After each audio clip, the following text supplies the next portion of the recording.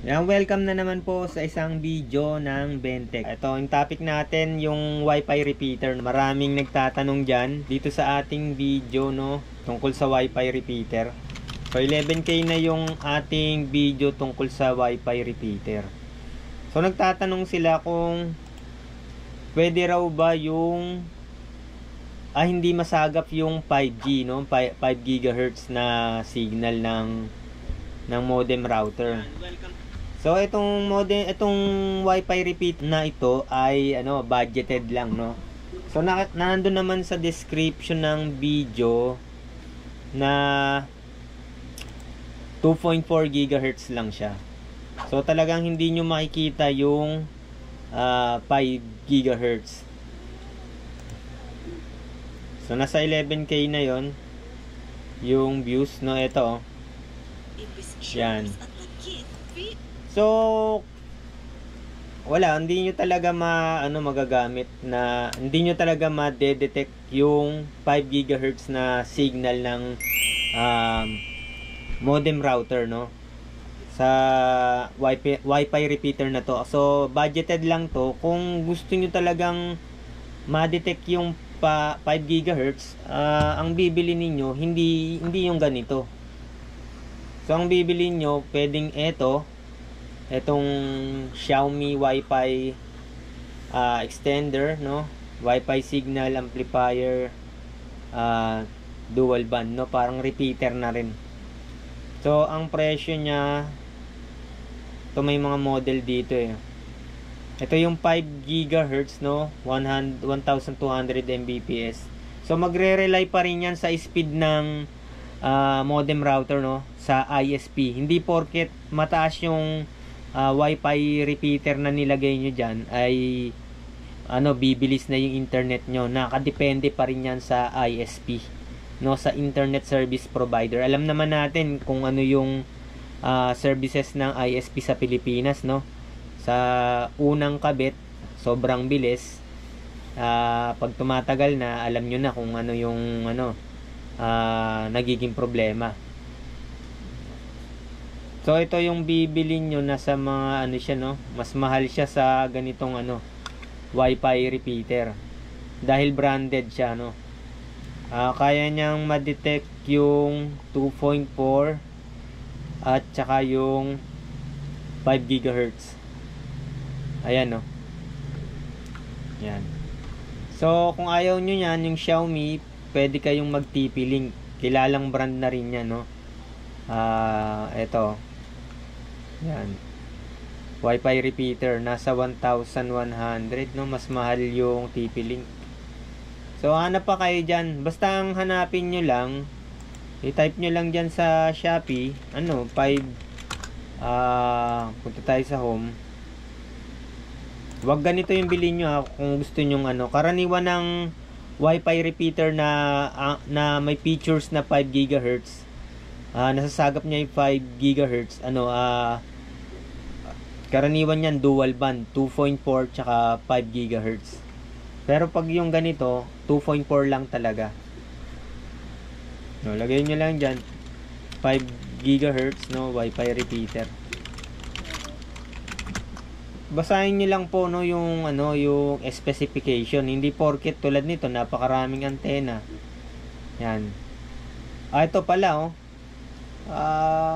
parang halos kamukha din ito, no. Dual band din, no. Dual band. Tingnan natin kasi minsan hindi yan yung price eh. So ito mura din pala 398, no, ang na-sold. Pero hindi siya branded China made. Yan. 398, so parang lang, almost 400 pesos. Kalagay naman dito, no. Yan. Ito pala dapat yung bilhin nyo, no. Ayan, dual band na. Kamukha nito. Pero ang antena niya mas marami, 6. Kung gusto nyo yung branded, ayan, Xiaomi, nasa 899, tas yung TP-Link mas mahal yung TP-Link. Wala na dito. Na-close ko na ata yung TP-Link. So, yung TP-Link nasa 1,000, no? Nasa 1,000 yung TP-Link.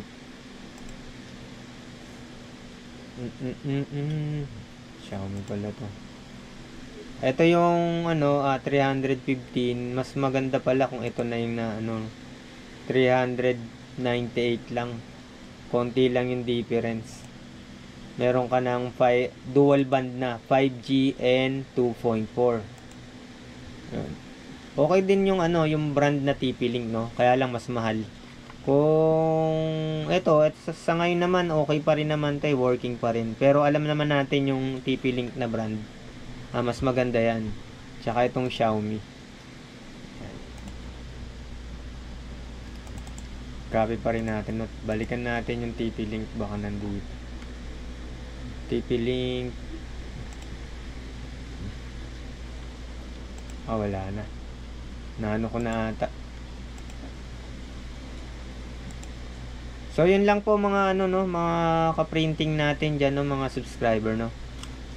Kung gusto nyo yung ma-detect yung 5 GHz, no, wag ganito yung bilhin nyo. Ang bilhin nyo yung dual band. Yan, tulad ng Xiaomi TP-Link. Ayan ito pala yung TP-Link. Ayan, 1,100. Yan. Dual band na siya. Yan. Yung mga dead spot na walang hindi ma-detect yung signal ng main modem router nyo o ng main router ninyo. Yan, ma-extend kaya kahit saang lugar sa bahay ninyo makakapag-internet ka. Para sa akin kasi naman cellphone. Sa akin lang to, para sa akin lang to. Okay na sa akin tong 2.4, no.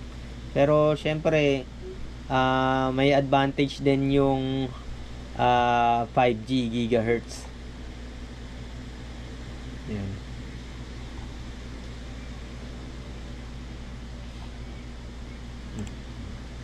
So kung ganitong itsura ang bibili ninyo, ganito, ang antena niya 1, 2, 3, 4, 5, 6, 6 na antena. Yan, dual band na. So yan lang mga ka-printing, no. Nag-update lang ako kasi marami pa rin nagtatanong kasi ang tanong nila bakit hindi na-detect yung 5 GHz. So nandito naman kasi sa title nung video, no. Sa title naman ng video, no, 2.4G. So lang siya, hindi siya dual band. Ang dual band na katulad nito, eto. Yan, nasa 398, 372 to 398. Yan. Tingnan natin yung yung review, no. Lakas ng wifi namin kahit nasa kitchen. Ako, good na good yung connection. Thank you seller sa pag-sale sa Shopee. No, to follow. This product has nothing to complain about. The internet connections very. Ayun nga, ang ganda ng experience nila, pero ito para sa yung opinion ko, depende pa rin dun sa ISP, no. Hindi siya nakasalalay dito. Kumbaga kung maganda yung connection ng ng ISP, yung modem router o yung main router, stable yung internet, syempre magiging stable din yung internet na ibibigay ng repeater. Yan. So maganda yung maganda yung feedback nito, no, kahit China made. Yan. Sa mga kino-consider nila yung brand, no, TP-Link or Xiaomi or yung ganito na China made na affordable lang.